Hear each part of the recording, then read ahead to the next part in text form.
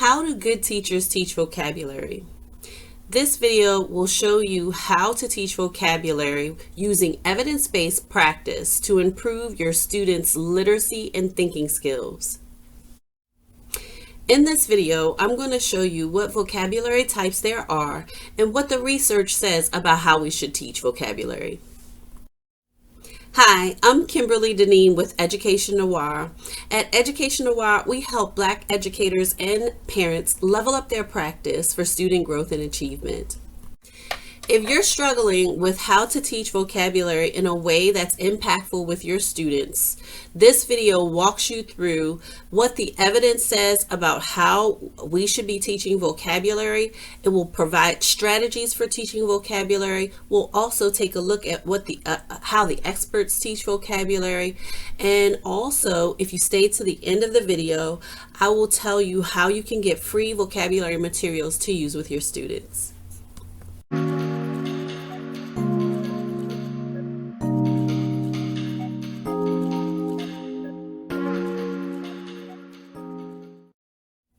Now let's get into the video. First of all, what is vocabulary and why is it important? You may be wondering, why are you asking me what is vocabulary? That's a weird question. Well, did you know that there are 3 categories or 3 tiers of vocabulary? Yes, there are 3 tiers of vocabulary. Someone named Isabel Beck developed a system for categorizing vocabulary. In the first tier of vocabulary is what we call either basic vocabulary or, and I have notes, so I'm going to be looking at my notes too from time to time. Or these are considered our tier 1 words, and they are commonly used words or words that don't necessarily need to be taught. And here's the exception to that. These words will probably need to be taught if you have emerging bilinguals in your class. And emerging bilinguals is the term I choose to use to describe students who are still learning English. They will probably need these terms explicitly taught to them. So some of the examples of what tier 1 words are door, house, book. These are terms that we learn as toddlers.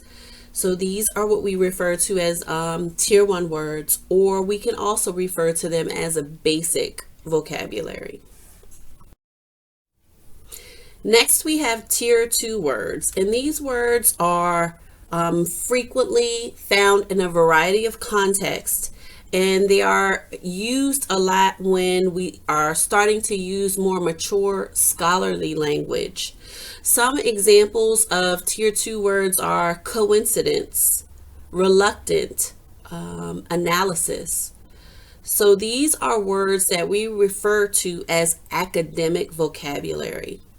And academic vocabulary is really important and needs to be explicitly taught when we're working with emerging bilinguals. And I'm going to do another video on specifically how to teach vocabulary to emerging bilinguals. But for today, this is for general education students. So let's get into the next tier. We have tier 3 words. And tier 3 words are the vocabulary that is specific to content areas. For instance, science or math or history. And some examples may be Reconstruction, Buddhism, isotope. These are words that are specific to subject areas. And we refer to these as domain-specific vocabulary words. So according to Isabel Beck, focusing on tier 2 words or academic vocabulary words will really assist our students the most and benefit our students the most, since these words appear more frequently in things that we read and even things that we hear and in discussions. So this is where you want to focus a lot of your attention on your academic vocabulary words. And these words are used across all domains. So they give you the most bang for your buck. Another point is a lot of times vocabulary knowledge is directly related to comprehension. So a student may be able to decode a word and read that word, right?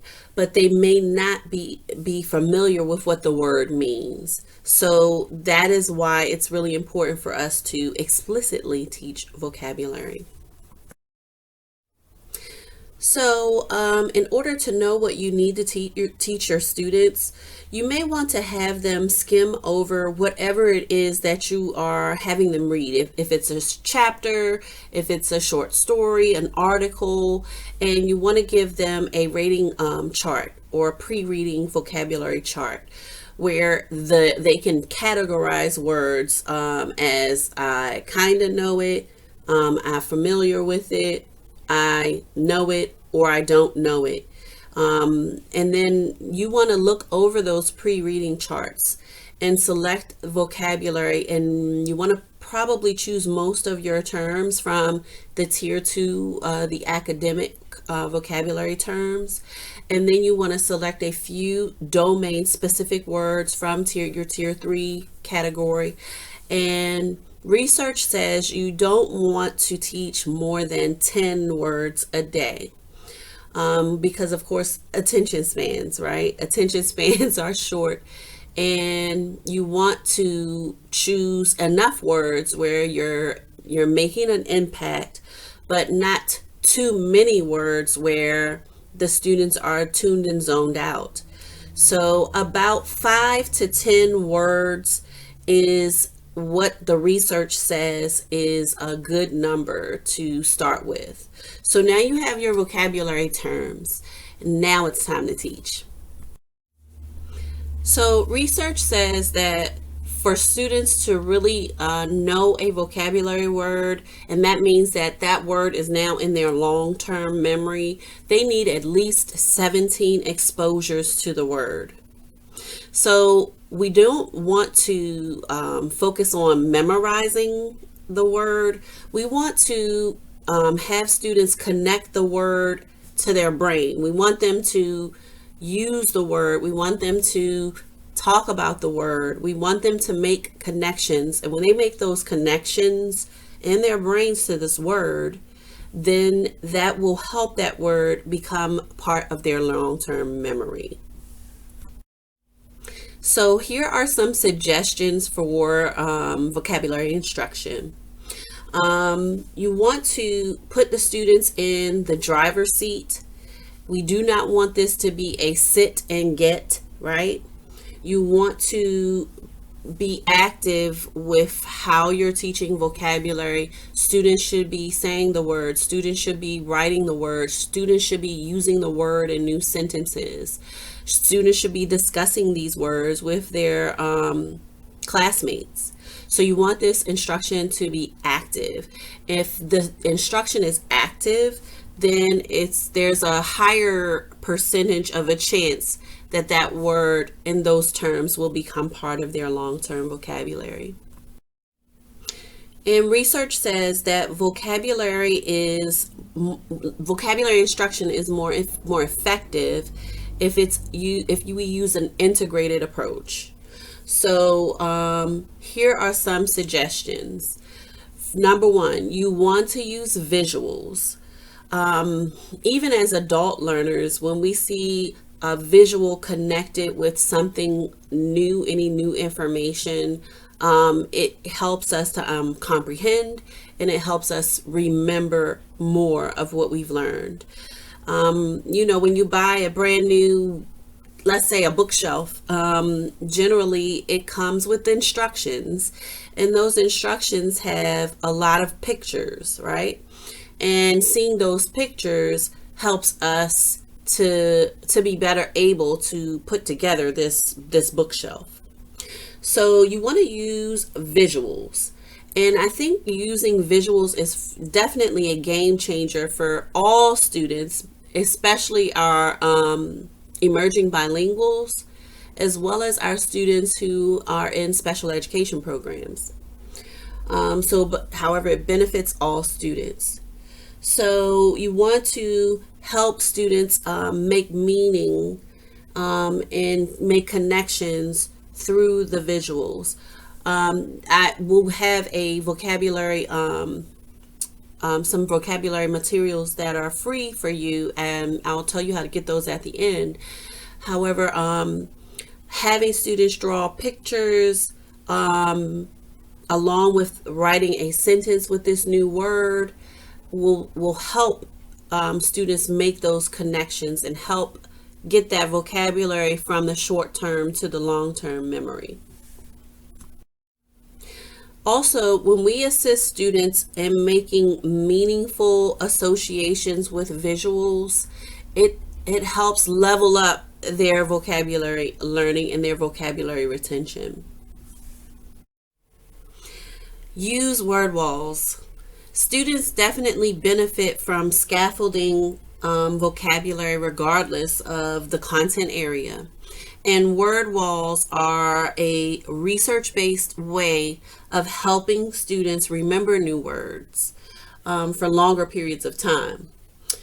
One thing that I see happening in classrooms is that sometimes the word walls are there in the classroom, but they're just there. Like, no, teachers don't do anything else with the terms. So be sure to refer to the terms often with your students and gamify it. You can, after you've been working on the words for some time, you can take away a word and rearrange the words on the word wall, and students have to figure out what word is missing, right? You can provide clues to help them figure out what word is missing. You can also, and I think I will provide this because I looked up ways that I could use my word wall more effectively with my students. One thing that I did that helped with my students, because I had the word wall off to the side, and I said, the students are looking at the board in the front of the room all the time, so I just simply moved my word wall to the front of the room, and my students will get up and they will go to the word wall. My words are, I usually have two sides to my vocabulary. So there's the word, and then there's a picture.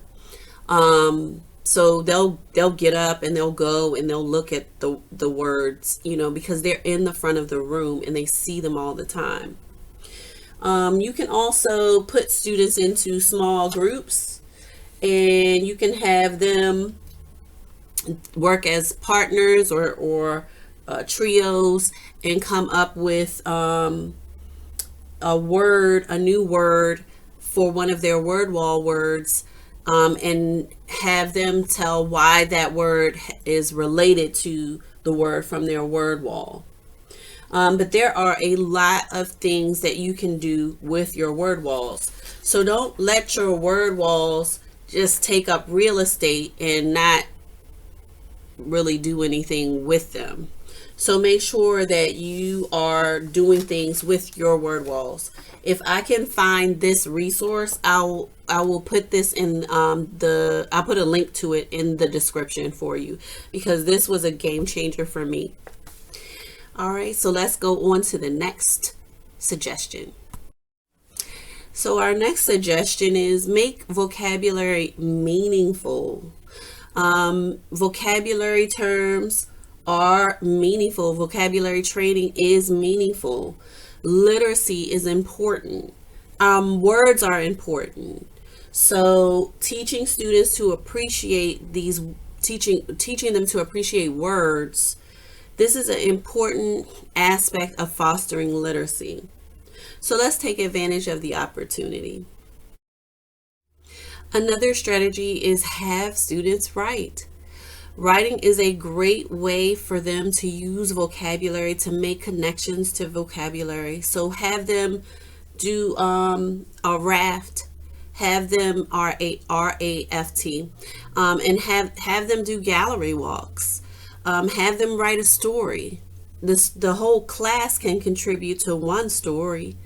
Using those vocabulary words again will help them transfer that knowledge into their long-term memory, because again, as research says, they need at least 17 exposures to a word before it is committed to their long-term memory. So have them write. Also, our receptive vocabulary is usually more varied and more rich than our speaking or expressive vocabulary, because when we write, we have time to plan and revise our writing. So writing is really a good place to start using new vocabulary words. So students should be encouraged to use the new vocabulary words when speaking.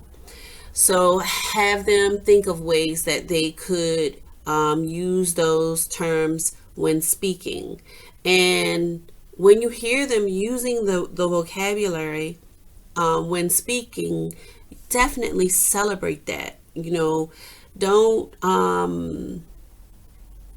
discount that moment to really celebrate your students. So plan opportunities for them to write and talk using the new vocabulary terms. And if you're getting value out of this video, please tap that like button, and also share in the comments vocabulary strategies that have worked for you. This is a community, and we want to also glean from one another. So share it, post in the comments what strategies are working for you. All right, so let's continue with the video. And how do we teach vocabulary? So there's so much talk about the best way to teach vocabulary, right? A lot of people say, oh, it's better to teach it in context. It's better if they use context clues. It's better, if they memorize it. That's definitely something that has been used in the past. However, research now says the best way to teach vocabulary is through direct instruction. So we want to explicitly teach vocabulary. When they can figure it out through context clues, that's great, but we want to explicitly teach vocabulary. And in the process also of explicitly teaching, we also want to teach students how to learn, how to learn these things on their own. We want to teach them how to learn, how to use word decoding, not decoding, but word strategies to figure out what words mean. And that looks like teaching prefixes and affixes and morphology and etymology. So we want to actually teach them how to learn also. So in addition to explicitly teaching vocabulary words, we also want to be teaching them strategies for how to learn vocabulary on their own. Because when they take these PARCC tests, these SOL tests, these SAT tests, these ACT tests, all these tests, we are not going to be able to sit beside them and help them, figure out words. So you want to also be teaching them strategies to figure out what words could possibly mean, right? So we're going to continue, and we're going to get into one researcher who most of us may know. His name is Robert Marzano, and he is one of the gurus of education. So we're going to talk about what he says about vocabulary. So if you haven't heard of Robert Marzano, I'd like to introduce him to you. He is a researcher who has spent countless hours observing teachers and students, and he offers 6 steps for direct vocabulary teaching in all content areas. And he underlines the importance of direct vocabulary instruction. So, step one is the teacher goes beyond stating the meaning of a new word to explain it, right? Tapping into prior knowledge of the student, using imagery, right? We talked about using visuals, using imagery, and using visuals. These are things that will help the student learn vocabulary.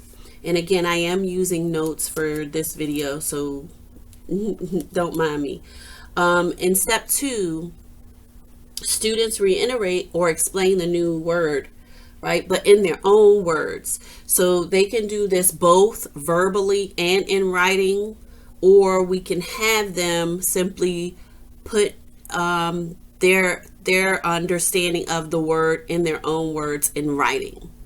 Okay, but the main takeaway is to have them put it in their own words, right? Let them take ownership of what this new word means.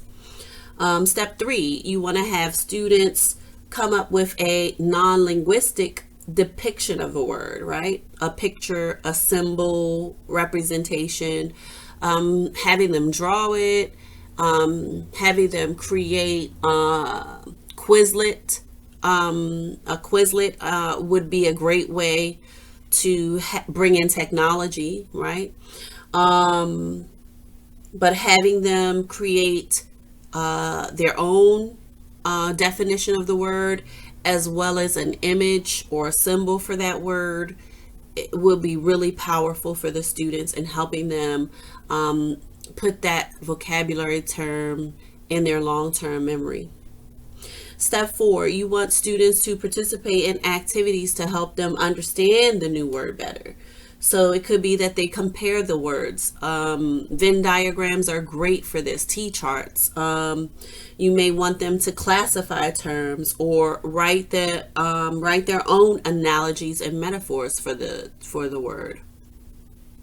Here is a great place to use some type of graphic organizer. It could be a concept definition map.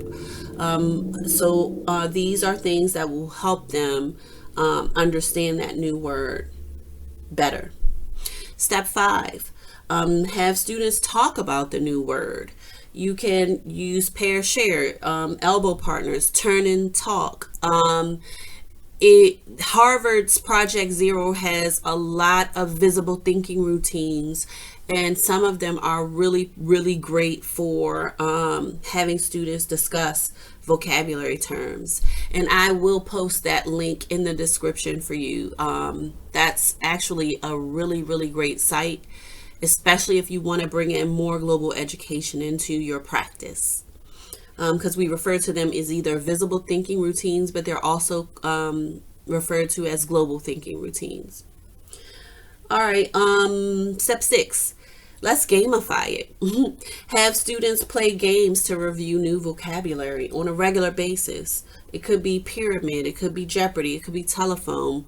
There are so many games. You can bring in technology. Quizlet has a really great feature that I use sometimes in class. It's called Quizlet Live, and it allows students to work together to practice vocabulary, right? If you have not used it, I'll explain it really briefly. So what happens is the students each have their own device. Let's say they're working I love it because it puts them in groups. I don't have to figure it out.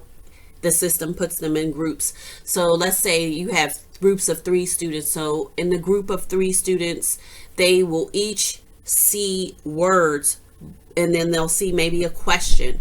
Only one person in the group of 3 has the right word. So it builds teamwork. It's like team building, and it also it's fun. Like, they get so competitive, especially at my school. So gamify it. Quizlet also has other games on the site. So once the students create the vocabulary terms in their own word, they choose their picture, they can actually play games with the terms. Okay, so I will do a video on how to best review and recycle words. I'll do that later, but this today is really about how to teach the vocabulary. And so I'll do a video on that later.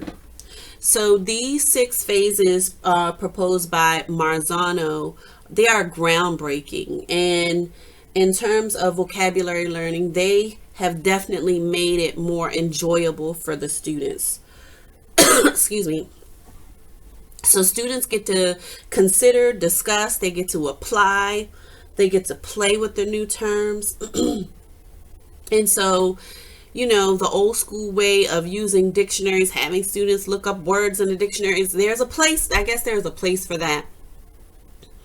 I'm not sure if teachers are still doing that or not, because at this point, you know, the dictionary is online. The students can literally Google a word and the definition pops up, right? So, but that old school way of having them look up terms, there's really no place for it anymore. And we want to make sure that students are learning words deeply, right? We want the learning to be deeper than just looking up a term and memorizing a term. We want them to really make connections to what they're learning. So now I want to show you one of the experts on explicit and direct teaching of vocabulary. Her name is Dr. Anita L. Archer, and I'm going to leave the 2 links for you in the description of her full video of teaching vocabulary. One of these videos is showing you how to front load vocabulary, and then the other is just on direct instruction and explicit teaching of vocabulary. So the one that I'm going to share with you is on front loading. I'm going to share actually a bit of both, but you will be able to see the whole video if you go to the links in the description.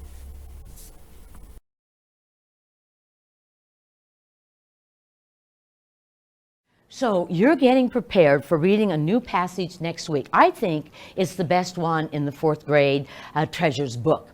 And I want you to read these words to yourself. When you know what the words are, put your thumb up. Don't do it till you know all the words though.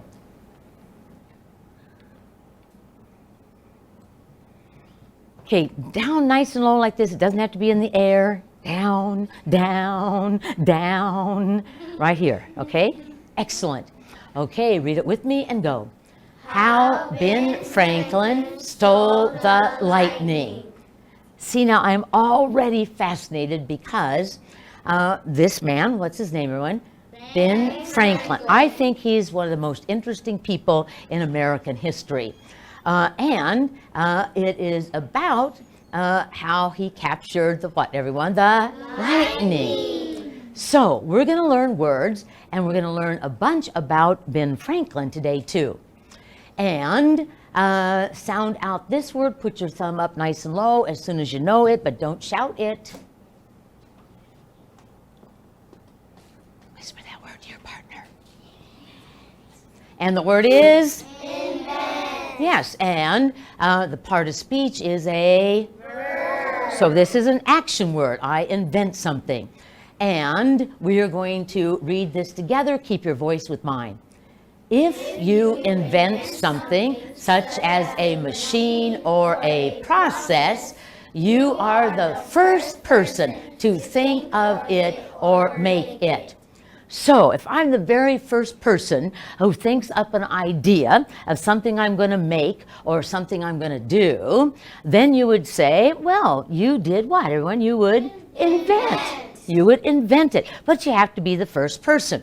So if I go home tonight and I say, oh, I'm going to make a really good chocolate cake, and I have a recipe that my grandmother used and my mother used and my sister used, did I invent the chocolate cake, yes or no? No. if I go home and say, well, you know, I've had enough chocolate cake, I think I am going to do a cake that has limes in it. Yeah, I think limes in it, and maybe a little bit of pepper. And it's a brand new recipe. Would I invent that cake, yes or no? Yes. Probably because no one else has ever tried that combination. So if I'm the first person to do it, I invent. Now, a synonym, does that mean same or different? Which one, everyone? Same. So, other words that we could use for invent is what, everyone? Create or develop. Okay, and so we're going to know that this word goes with Ben Franklin.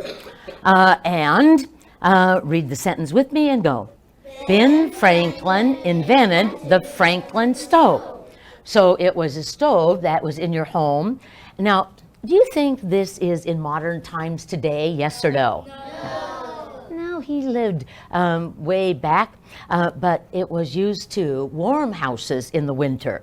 But he invented other things. Read it with me. Ben Franklin invented this musical instrument. And so I have never seen this one in person, and I am so curious now because there were symphonies, musical, that were written to use this instrument, but no one plays it now, but it's sure interesting.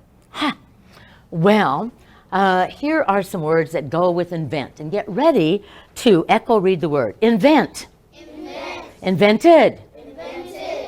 Invented. Inventions. Inventions. I'm going to make something new. It's going to be a what, everyone? Invention. And if I did it, I would be the inventor. So all of those words have the word invent in it because they're all relatives of the word and have similar meanings. Let's just echo read it one more time. Invent. Invent. Invented. Invented. Inventions. Inventions. Inventor. Inventor. I'm going to read when I stop. Say the next word. Would you like to Invent. something New. been Franklin. an American. born in 1706 Invented. many Things. one of his Inventions. was the Franklin. Stove. Ben Franklin is a very famous, Inventor. and there is one of the pictures that we have of him. He was painted a number of times in his life, and probably not with the flag behind him. Now, in the story, we learn that he can do so many things. And there are a whole bunch of words for whom, everyone? Ben Franklin. Now, some of them end in what letters, everyone? C-I-A-N. Okay? So get ready. Ben Franklin played, my turn. Ben Franklin played music. He was a Musician. right? He worked with electricity. He was an Electrician. excellent. Now, he was also involved in politics. He was a Politician. so when we see these letters at the end of the word, it's often referring to a person. So he was a what, everyone? A musician. He was an electrician. He was a politician.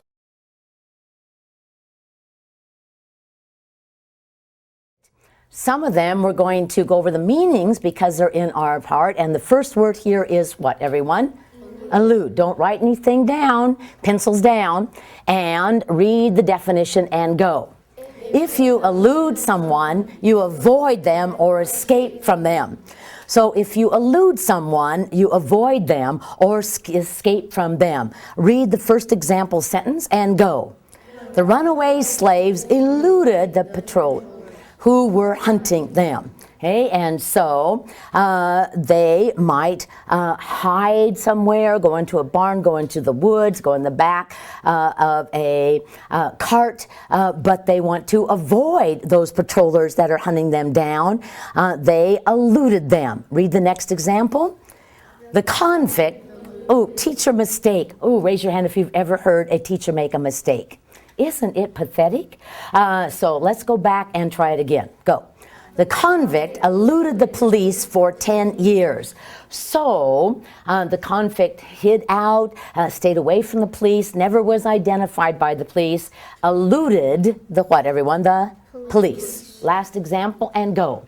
When playing hide and seek, Jose eluded all of the other players. So was Jose found, yes or no? No. Because to elude is to avoid or escape them. Okay, get ready to tell me if you would elude.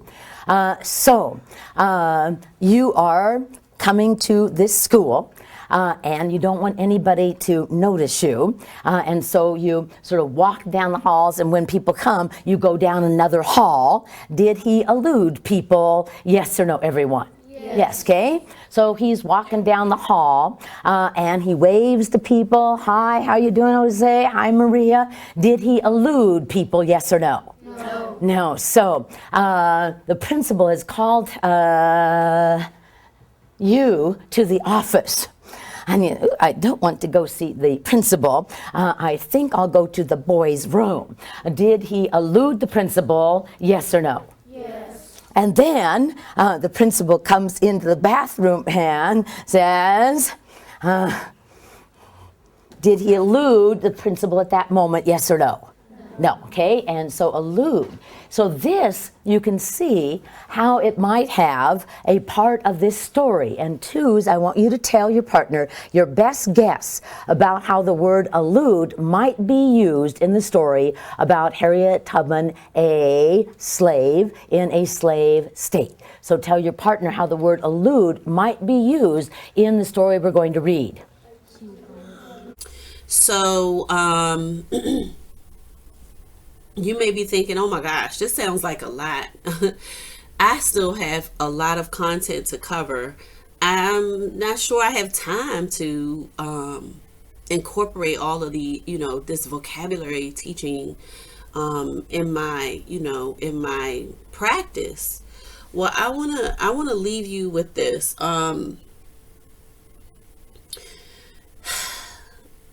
This is a quote from A. Draper and G. Moeller. And it says, we think with words, therefore, to improve thinking, teach vocabulary. So building students' vocabulary is extremely important, and it is important to make the time to explicitly teach it and to take the time with it. So please consider that. And thank you so much for watching all the way to the end. And remember to drop your comments, drop a post your comments in the comment area so that others can see what's working for you. They may want to try it. So please share what strategies for teaching vocabulary have been working for you, where you've seen improvement with your students in vocabulary retention. So please share. Thank you so much for watching all the way to the end. And remember to go to the description so that you can get your free materials. And until next time, continue to level up your practice for student growth and achievement. And I'll see you in the next video.